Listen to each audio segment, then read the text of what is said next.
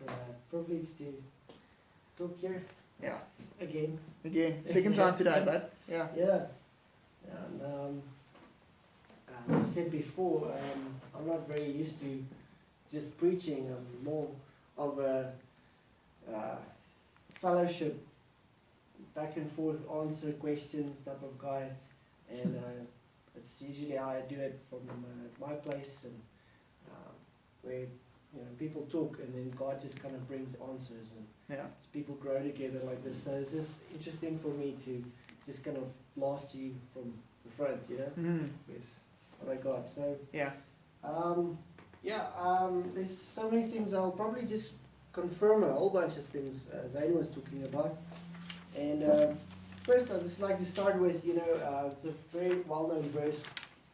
It's Romans 8, verse 19.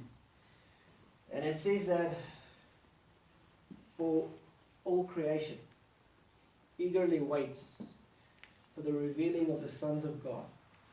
All right? Now, just take it in. I know it's a very popular verse, well-known, but just take it in for a second. The whole of creation, the trees, the clouds, the rocks, the grass, all of it is waiting for the sons to be revealed. All right, other translations makes it very simple. It just says the children of God.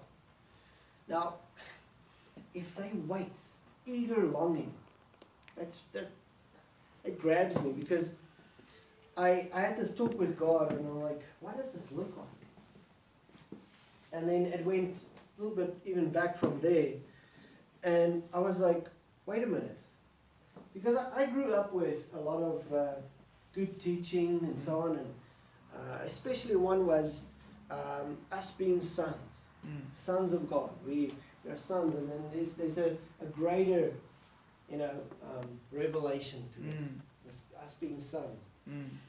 And but one thing God's always worked in my heart is, if someone says something, then I want to see what it looks like. So if someone says, He has provided healing for us, and I'm like, okay, show me. And that's been quite a problem as well through the years, because people sometimes say things and they just believe, no, I just need to believe it. Yeah. I'm like, okay, but where's the fruit? Where's the fruit? I need to see this happen. Yeah. And with this verse, I was just talking with God, and I was like, Lord, so who's responsible for revealing? Who's going to reveal the sons? Because what I'm used to is people just kind of proclaiming and confessing, we're sons, and then everyone's excited. And then I ended up also asking, all right, what does it look like? And now with this verse, I'm like, okay, Lord, who's responsible? Because what creation's been waiting for. And it just, plain and simple, it came down to God just saying, listen, you're responsible. You can't sit and wait for me to reveal who you are. I already did that. I sent my son so that you can be my son. It's done. I told you. Now it's on your part to step into who you are. To start stepping into who you are, and then practicing what you're already carrying. Alright, so I just wrote this down. I just thought I'd bless you as well. Said, don't be a son who acts like a slave of sin in the world.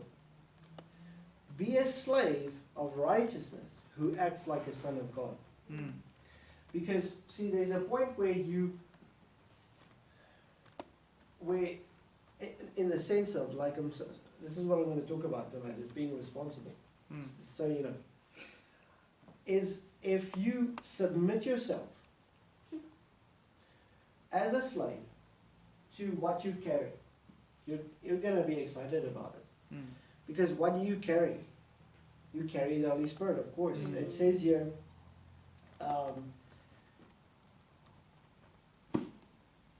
before I read this verse, actually, let me mention this. This is what I was just talking about with God. He said to me, a lot of people are sons, but it's like they're absent from being a son, right? And he was saying, listen, there's a time, and it's now, that we be present with him and not absent. Because we're here. We've received. We're carrying this Holy Spirit. But we're being absent from the Lord. Yeah. Here and here. But if we're present with him, right? And this is a good example of being present. Is I can be in a room like this and I can just talk to Zane. I'll be present just with him. Yeah. I won't look at anyone else. It's just me and Zane. Yeah. And it's that practice that we need from God, and God needs from us. Because here's it, 2 Timothy 1 verse 7. It says that we've not been given a spirit of fear, but of love, and of power, and of self-control. Yeah. Right? So it's three things. Because you have the Holy Spirit, in 1 Corinthians 6 verse 17 it says that he who has been joined to the Lord has become one spirit. That's it. That's Yeah. something Zayn also said. Yeah. If you are joined to the Lord, it means he's not going to be separate from you in any instant. Yeah. If you're one spirit with him, he's not running away because even you're being absent from him. He's there. Yeah. But now, if you're present with him, those three things, for an example, is available to you. You got power, you got love and self-control. You can go and withdraw from anytime. It's like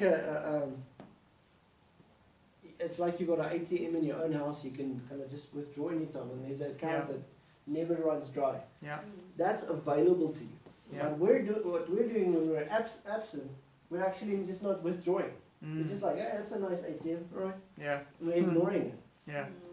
All right, so there are three things, right? Just for an example, power. Romans 8 verse 11, that says, as I also quoted it earlier, that the same Spirit who raised Christ from the dead. And if that same Spirit that raised Jesus from the dead dwells in you, he will quicken your mortal body. Yeah.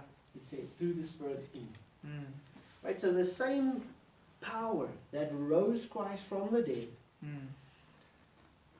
is available. This is I'm just giving you a little bit of a practical reality you can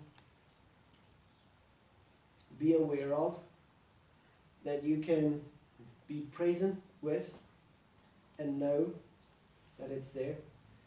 I'm just giving you that because I can, in any instance, I can know, okay, I have this Spirit that has this power available that rose Christ from the dead. And that same Spirit has done thousands and thousands of miracles through the years. Yeah. And that same Spirit is here. Yeah. So there you go. That's something to withdraw from in any moment. Because you have. Yeah. Then on the other side, love. This is where I love to keep our identity. The same love that the Father has for the Son, he has for you.